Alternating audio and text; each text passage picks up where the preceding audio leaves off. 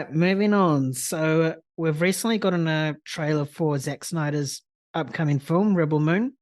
It's a two-parter. So the first part comes out this December on the 22nd, and then the second part comes out in April the 19th next year. So James, we haven't seen much of Zack Snyder since pretty much the Snyder Cut of Justice League. I think that's the last film I can recall of his. He did Army of the Dead Ah, 21. yes.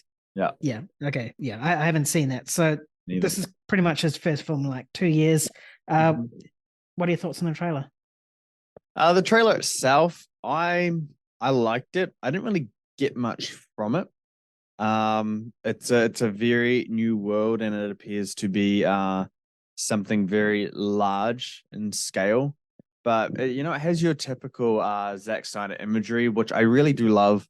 Zack Snyder, in terms of his visual impact, he's got a very good visual style, and if he made it work in DC alongside a powerful screenplay, it would have been a thing of beauty.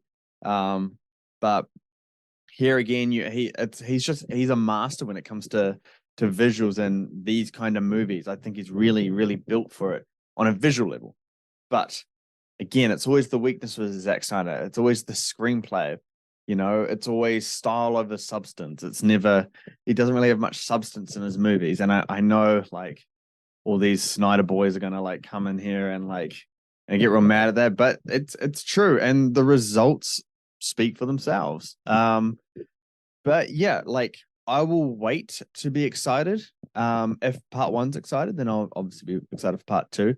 I'm excited to see it just on a pure curiosity kind of level, but it's hard to be excited for Zack Snyder stuff because sure, it's going to be nice visually, but am I going to get anything out of the screenplay? That's really the big question that I'll be asking. And also the fact that this movie it looks nice, but it's released on Netflix.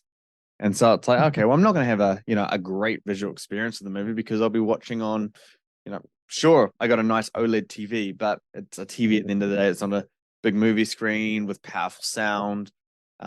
So that is disappointing. But overall, from the trailer, it looks cool. I'm excited. I love original ideas, and I love them being portrayed on a really large budget.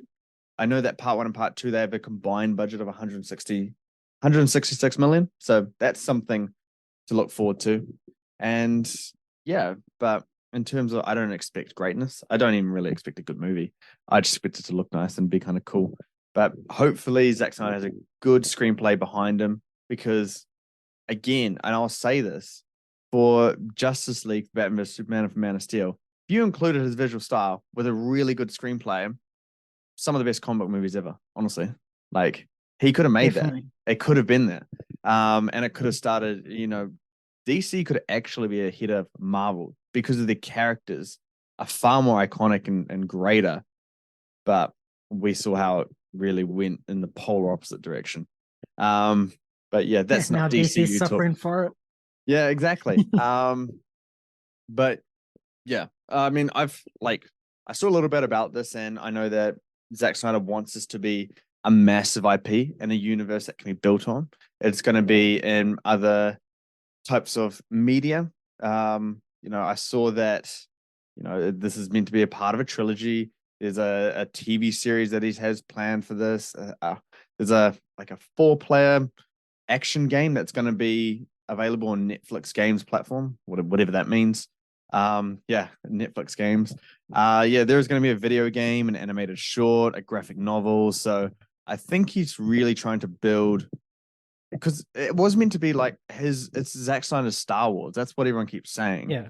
Yeah, and I think that's what he's going for because he did pitch this to Lucasfilm after Disney brought it a while ago. So if it's good, if he can build something, it would really do a lot for his reputation, which is really mixed. And I think as our fans kind of discredit him by being a bunch of whiny, immature losers.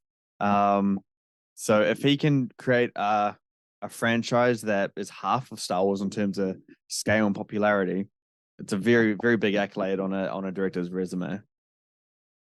Yeah. And it's about time we get more original ideas in Hmm. Hollywood, because most of the stuff you see is franchise adaptations, reboots, remakes, live action remakes, or it's already part of a franchise. So the fact that Zack Snyder's trying to create a whole new franchise here that's pretty much Hmm. based on nothing, Yeah.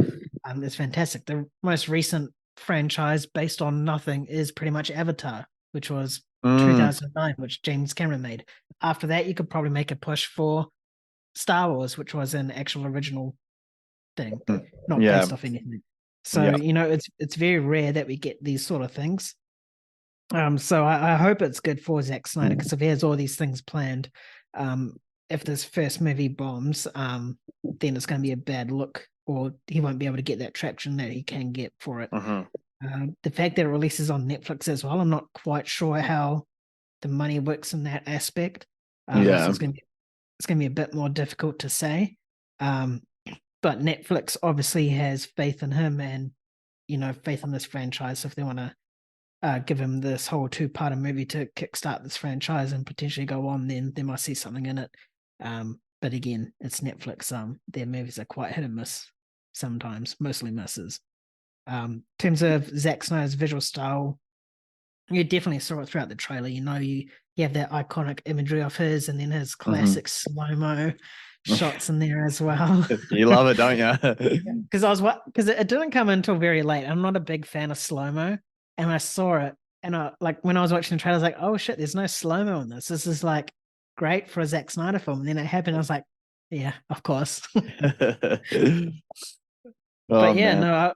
no, I'm same boat as you. I'll be interested to see what it is. It'll be nice to see a new world. It does give off a little bit of a Dune vibe, with the whole part one, part two, and then the whole desert sort of setting Mm, as well.